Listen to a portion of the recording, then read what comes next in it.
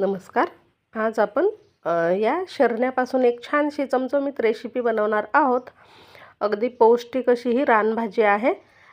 तर नक्कीच मिळाली तुम्हाला तर करून खा, खूप छान लागते. इथे आपण ह्या पाव किलो म्हणजे मी तर आता ह्या शेतातून माझ्या बहिणीने मला आणून दिलेल्या आहेत. तर त्या कट करून घेते. आधी स्वच्छ धुवून घेतल्या आणि कडू आहेत का ते बघायचं आधी, कारण ह्या कडसर असतात, कधी कधी खूप कडू लागतात.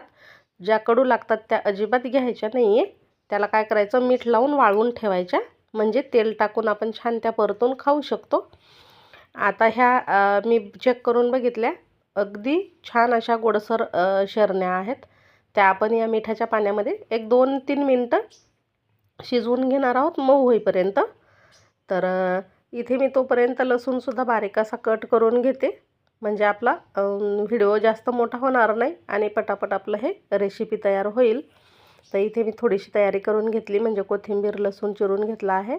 ह्या शरण्यासुद्धा शिजत आलेल्या आहेत. आता आपण या कढईमध्ये तेल टाकून घेणार आहोत. तेल थोडंसंच टाका.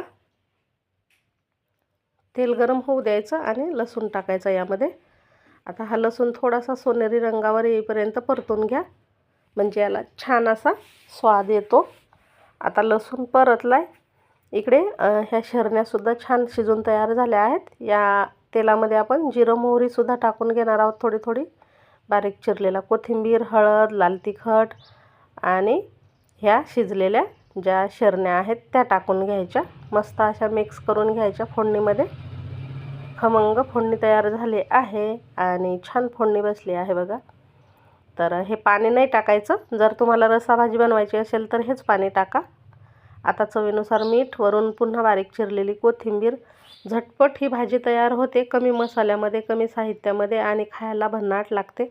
नक्की करून बघा. भाकरी चपातीबरोबर खाऊ शकता अशी ही शरण्याची रानभाजी तयार झाली आहे. कशी झाली नक्कीच कमेंट करून सांगा. व्हिडिओ आवडल्यास लाईक शेअर करा.